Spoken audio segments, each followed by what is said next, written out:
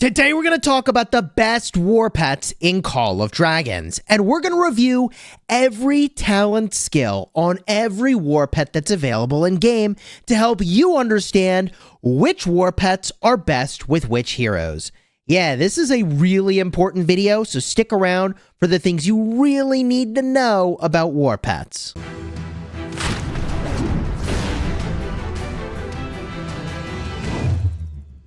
Hello my friends and welcome back. I'm Chisgule Gaming, and today's video is sponsored by the makers of Call of Dragons. And the war pet system has been a lot to take in, which is why I made a 40-minute video detailing all of the basic information about how this system works. And if you haven't seen that video, I'd strongly recommend that you check it out. Card will be up in the top and also in the end screen. The topic of this video, however, is to do a deeper dive on these talent skills, because the talent skill on a war pet is the most important skill, and it's the skill that will determine which heroes you ultimately should pair each type of pet with. Now look, you don't have to have one of these talent skills. You could just do a pet with all passive skills that you can even buy from the shop. However, the thing that makes a talent skill special is that it's only obtainable when you tame the pet.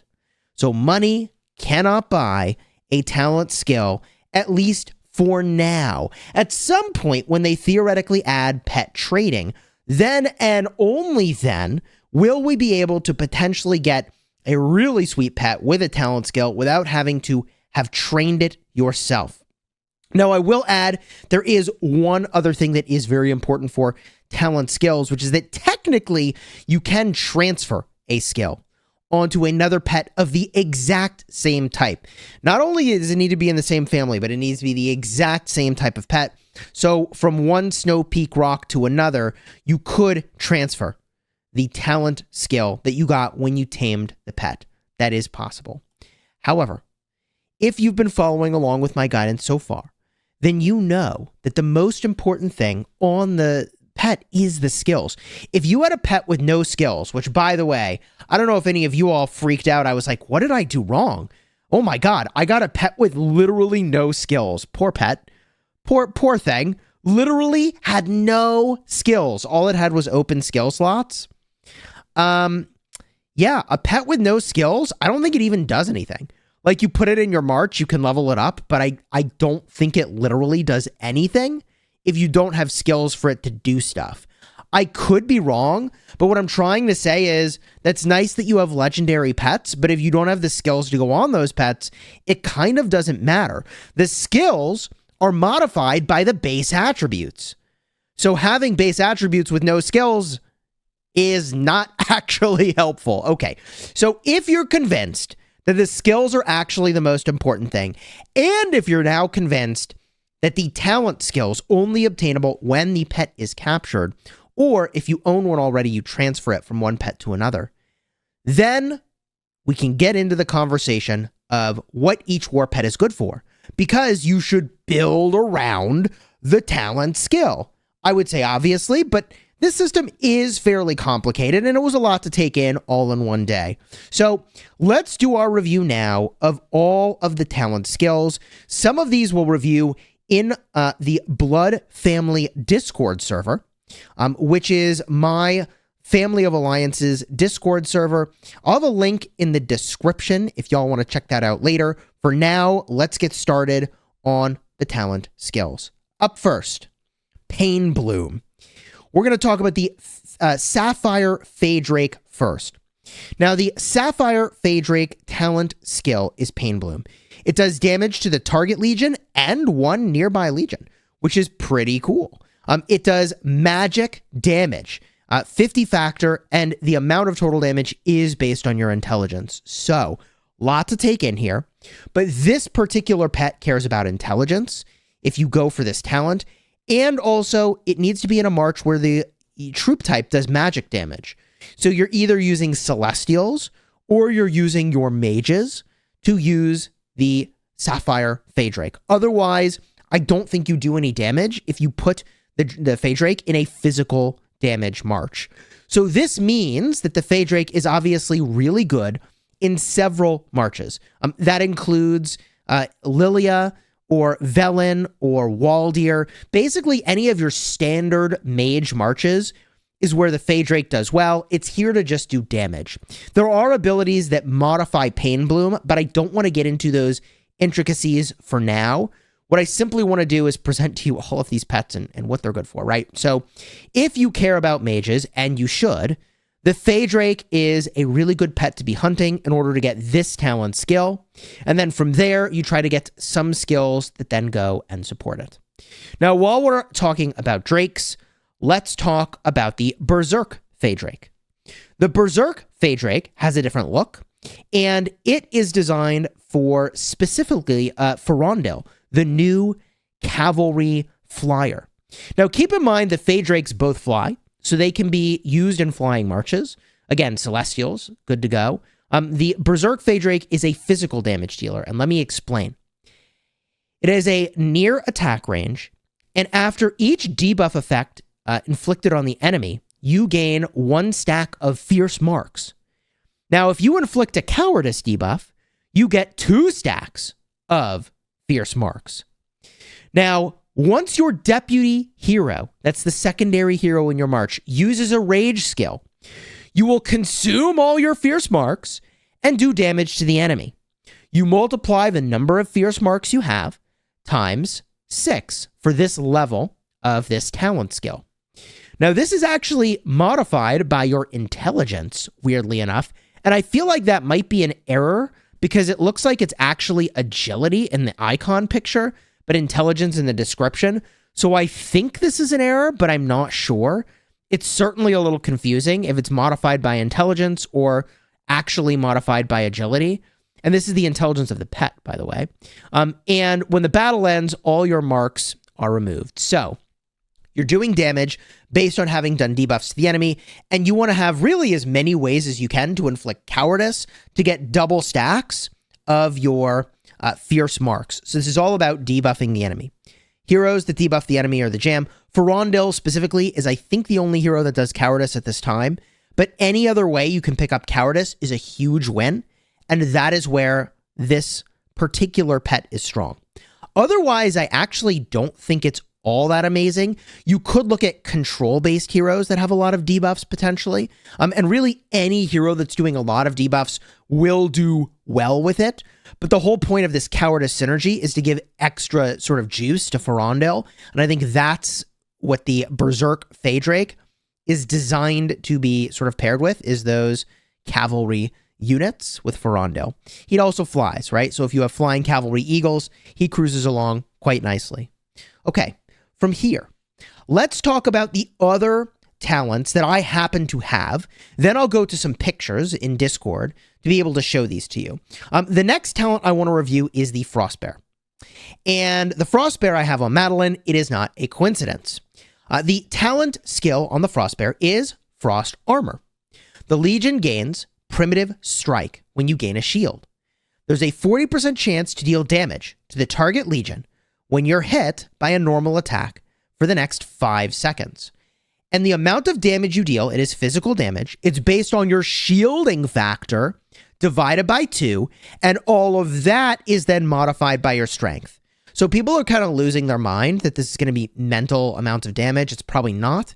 Remember, it's modified by your strength, and this is a strength-based skill, okay? And it shows that in the upper left. So, this skill, 40% chance to deal damage to the target Legion on being hit. So basically, when you get shields, you get super prickly and you do counterattack damage, effectively, more of it, to other people. It's not actually counterattack damage for the purpose of all the, calculations related to counterattack damage, but that's what this is good for, is anyone who throws shields. So you're looking at like Madeline and Thea as being particularly good, although Thea is a flyer and the bear cannot fly. So in a flying unit, you wouldn't want to use the bear because the bear can't fly. That's my understanding of that relationship. And then also, I think that you could talk about Eliana with her active skill shield being pretty decent. So I think, however, Madeline is your primary pick for where to use the Frostbear. I think this is just going to be a staple on tank units, and you're going to pick skills that make your Madeline combination more tanky, and that's probably the play. So Madeline is a great pick for the Frostbear if you run infantry, slam dunk. From here, let's talk about the Snowpeak Roc. The Snowpeak Roc is specifically designed to be used with Kanara and Nico. And why is that? So this is a passive skill that gives you physical attack based on your luck, which is nice. But in addition, whenever you inflict a defense break, you have a 30% chance to deal extra damage. It's physical damage, so you need to do physical damage troops. I mean, it needs to be ideally marksman is your case here. It's got a medium attack range, so it's synergistic with marksman, right? And it does 36 damage factor. That ain't much, and it's luck-based. Now, keep in mind that all of these skills perform differently at their 0-star, 1-star, 2-star, and presumably later we'll get higher and higher star levels. The reason I'm mentioning that is that some of my skills that I'm showing you here are 0 stars, some are 1-star. It's all just luck of the draw based on what you catch. And there is different amounts of damage and value that you get from these skills based on their star level, okay? And at this moment in time, there's no way to upgrade the star level. So if you care about Nico, and especially if you also have Kanara, both of whom inflict defense breaks, and that combo is all in on the defense breaks. You use the Rattle Spear. You're having a damn good time with that combo. This is where I think the Snowpeak Roc really excels. That's the combo. And that's what I plan to use next season. So of the pets I have so far, I actually plan to use the Snowpeak Roc on Nico and Kanara. A Faedrake is going to be what I use on probably Lilia. I may also use a Faedrake on a Velen March. I'll talk about what alternatives there are in a minute. And I've got the Frostbear that I'm planning to use on my Madeline. And lastly, I've got the Berserk Faedrake that I'm planning to use on Ferondil for the Cowardice synergy and the general debuff synergy. I think that's going to be great. But to show you more of these talent skills, we're going to need to go to that Blood Family Discord I was talking about earlier. And let me show you all of the skills now and talk about which heroes go with some of these other pets. Okay, first up is the Ice Lizard. And for those of you wondering if the lizards are any good, the answer is hell yeah, they are. So the Ice Lizard talent has a very far range, and it's a rage skill. And it summons ice orbs that follow the target legion whenever a hero casts a rage skill. The ice orb deals continuous damage up to one nearby enemy legion for 3 seconds. It's 30 damage factor, presumably per second. It's magic damage, and freezes the march. March speed reduction of 15% for 3 seconds. Now, this is pretty cool. It works with Lilia. It would work with a Velen March. It would work with a Waldir March. It would work with any mage march. But the thing that's kind of interesting here that I think is a good fit maybe for Velen is the fact that he'll do extra damage to legions that are frozen. And this is yet another way to be freezing an enemy. I don't know if it's particularly synergistic with the timing of the skills, such that this freeze would apply and then Velen would get his extra damage in. I don't have an Awakened Velen to be able to tell you exactly how this works or to have tested with this yet. I can certainly look into it and try to find somebody who can do some of that testing for us. But what I'm trying to say is that it could be really cool with a Velen. It could actually end up with a Velen Waldir combo just being redundant and being overwritten by stronger march speed reduction effects. However, if the freezing synergy is there, I mean, that seems good. Also, the thing that's nice about this is that although the Faedrake is doing nice area of effect damage, this is more single target damage and really wrecks somebody that's trying to escape by freezing them, right? So I don't know if you can destroy the Ice Orb. I would assume that you can. But also putting more clutter onto the map against your enemy is not the worst thing. So that is what a Ice Lizard would do if you pick one up. Jumping around to bears. There's one other bear we need to talk about. That is the Striped Bear. The trait on the Striped Bear is Friendship. It's a passive skill. Every time your legion is healed by a hero skill, it gains Vigor, hit points, bonus for 5 seconds. Every 100 healing factor increases Vigor effect by 0.16, determined by strength. Now remember, This is a level 0 star. Okay, this is a 0-star friendship trait. It will be a higher modifier, I assume. Some numbers will be better in here, I assume, for higher star levels of this friendship ability. But the friendship ability here is really good on Garwood. Garwood is the one who does the most healing. So if you're running around with Infantry Garwood specifically, at this moment in time, that's the only big healer where we could say, like, yeah, that really works well there. Technically, there's some secondary synergy with other heroes that heal. Like, for example, Atheist technically occasionally heals, I believe. Also, Eliana periodically heals. Even Bakshi will periodically heal. But the primary source of synergy seems like a slam dunk for an infantry march that you want the hit point gain, and specifically Garwood. It's weird that, like, this bear seems super optimized for just Garwood, but, like, this bear seems super optimized for just Garwood. From here, we've got the Golden Roc. Now, the Golden Roc has a rage skill called Exuberance. And Exuberance has a near attack range. So you actually need to be right up on your enemy in order for this to be relevant, which is only, I think, relevant for the damage portion of this ability. So if your Legion doesn't have Passion, then you're going to gain Passion, which gives you 5% more rage accumulation for 5 seconds. But if you have Passion, which is the thing that Cavalry gives typically, then you're going to deal damage to your target Legion. This is physical damage factor based off of agility. So to me, this feels really well suited for Emrys, potentially for Bakshi, and also Alistair, who have ways to gain Passion. Any hero that has a way to gain Passion and does physical damage is a fit for the Golden Roc. I'm not sure if I'm going to move in on the Golden Roc or not. I do like the idea of the extra damage. It seems really good to me. I just don't know if I'm really all in on Cavalry right now. Cavalry were just super cool in Season 1, and then in Season 2, people get better with barricades and all the other things that prevent you from making your Cavalry relevant. And so Flying Cavalry, I got an insane amount of value wrecking people.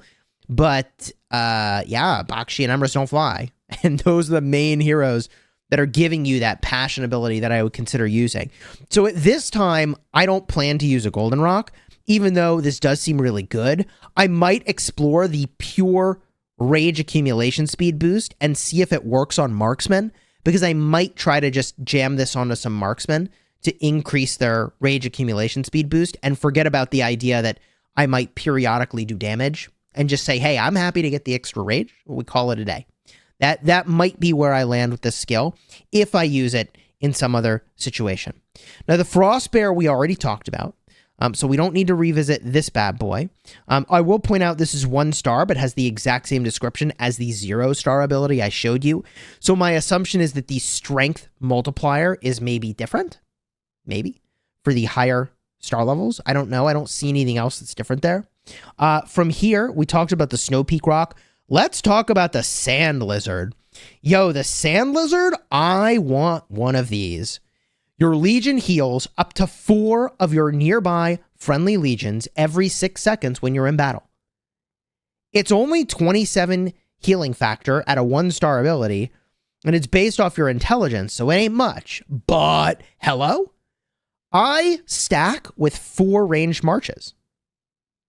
Okay, this season, I was using Avelin with Waldir, Lilia with, I think it was Thea, which is like not amazing, but you could do some swap outs there. I used Marksman, okay? I used Freygar and Hosk. I used Nico and Kanara together. And what I want to do is probably put this onto a Marksman March and just have my backline constantly healing from all that counterattack damage they're taking. I know it's not much. It's a heal every 6 seconds. But it seems good to me. I want one of these. I want this. This is a high priority for me for my next season. This is the only thing I feel like I want for next season for sure, and I haven't locked up. I do need another magic pet, so I do need to get one of those for, you know, a second mage march. But I think that the Sand Lizard is super cool. I'm into it. Sand Lizards are coincidentally also really hard to capture because they heal themselves like every second. It's insane. So if you want to capture a Sand Lizard, you actually do need a lot of marches to be out there battling the Sand Lizard to claim it. Okay. We talked about the Sapphire Faedrake. Next up is the Venom Lizard. Now, the Venom Lizard has an error in the skill listing.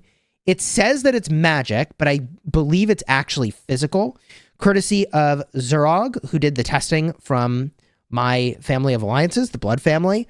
They did 0 damage when they had it in a Magic Legion, so I think it is actually physical skill damage. So what does it actually do? It is a very far range, which is weird, like a very far range passive skill. Normally passive skills don't have range? I don't know. 12% chance to inflict poison on an attacker when your Legion is hit by a normal attack, dealing damage every second for 3 seconds. That is awesome. This actually, coincidentally, could be really, really good also on infantry. So an alternative to this sort of bear to use with infantry would actually be a venomous lizard, because yeah, you get hit by a lot of people and you could do poison on all those enemies, which seems pretty reasonable. Infection.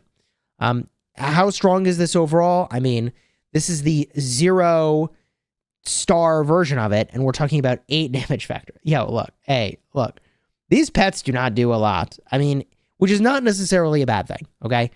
They're fun, you interact with them, there are micro optimizations to be gained over time, but like, it's not mental amounts of damage here. The Thunder Lizard, yet another lizard variant. So the Thunder Lizard is a mage pet. It does magic damage, 29 factor, to a single target. And that's with 0 points put into it. So, or I guess 0 stars on it. So higher star level does more damage. This is an alternative to using a Faedrake. If you want single target damage, I think that this might be the way to go. If we try to compare here, do I have a no star Pain Bloom? I don't. I unfortunately do not. So I am very curious how the damage of the Thunder Lizard versus the Pain Bloom stacks up. Presumably the Thunder Lizard damage from Tempest is better because it is single target, not area of effect. And now we've covered the talents on every single pet. Woo! So the pets that I think overall are the most important are going to be the Faedrake. I want to have one of those. I want to have either an Ice Lizard or a Thunder Lizard to go on one of my other Mage Marches. For my marksmen, obviously Nico and Kanara, I'm going with the Snowpeak Roc, okay, for the defense break synergy. Both of them do defense breaks. Kanara when awakened, Nico on his active skill. The combination of those, it's a lot of defense break with a Rattle Spear. We're good to go. I think for Sindrian and Freygar, I'm going to use the Sand Lizard. And then last, but certainly not least, the Frostbear to go on my Madeline and Nika combo. And we're pretty much good to go. The only other thing I want to do for Cavalry for Rondale is to use the Berserk Faedrake for the Cowardice synergy, the extra debuffs. We'll see if I end up doing that or something else, but I think the Berserk Faedrake seems like a pretty fair pick to me. Now, there's obviously a lot more that goes into all this, okay? There are so many more skills on each of these that you can build into to give yourself extra synergy, and we've really only touched tip of the iceberg. But let me just, on the topic of iceberg, pun intended, okay? Let's just look at some of the synergy you can build with some of these skills, okay? So this is Frost Armor. Remember, this is something you want to put onto a hero that does shields. Okay, 40% chance to deal damage to the target Legion when you're hit with a normal attack for 5 seconds. And the amount of damage you deal is your shield factor divided by 2, modified in some way by strength. Now, there are a lot of skills that you could put onto here. And one of those skills is Enduring Frost Armor. Increase the duration of Frost Armor's primitive strike effect. Every 150 points of endurance extends the effect by 1 second. So instead of doing this damage to enemies for a total of 5 seconds, this would extend it to 6 seconds or more, depending on your endurance trait. So if we go back and we just look at the endurance over here, I mean, my endurance is awfully low. It's a base of 5 and gains 0.5 per level. But this number obviously has a much larger growth rate. Like, for example, if I were to get this at an epic quality, then I would be getting 2.22 per level on my Frostbear. So you take the level -1. It's sort of a weird formula, but it will be 59 times, let's see, 2.22 plus the base amount that I have here. So that would get me like just over 150, which I assume means that it would extend it by 1 second when the bear is max level, if I have enough of the endurance to make that happen. I don't even know if this skill does anything if you don't have over 150 endurance. I actually don't know if it does anything.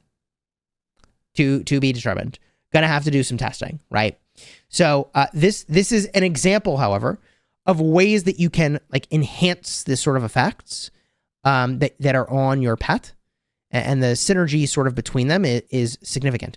Some of these do not relate to your trait, okay, your talent skill. For example, here's Counter Strike. When your Legion is hit with a normal attack, they have a 50% chance to deal damage to the attacker. Seems really good. I want that. And I want Tough Counter Strike, which enhances it. 100% chance to gain 1 stack of Tough Pet when casting Counter Strike. Oh, War Pet skill damage taken is decreased. Okay, maybe that doesn't do very much. But there is synergy, is what I'm trying to say, between some of these things. And at some point, it will be worth investigating those synergies. For example, Forceful Pain Bloom, right? Pain Bloom is the one that is on the Faedrake. It deals damage to 2 targets. Each time you inflict Scorch, Freeze, or Ensnare on an enemy Legion, Pain Bloom deals more damage the next time that it's cast. Hey, I mean, that ain't bad. It does a maximum of 40% more damage. I mean, 40% of an irrelevant amount of damage is still irrelevant, but maybe over time, the amount of damage we're dealing from pets will increase, to be determined, right? So I have certainly more videos to make regarding pets. So if you found this video helpful, definitely throw a like on the vid and consider subscribing. You're not going to want to miss when I give much more specific guidance for exactly how to build some of these pets, and those videos are coming soon. I've also got a bunch of tips and tricks that are on their way. So again, subscribe to the channel so you don't miss out on it. If you want to see the first vid I did detailing war pets extensively, card will be in the end screen for that in just a second.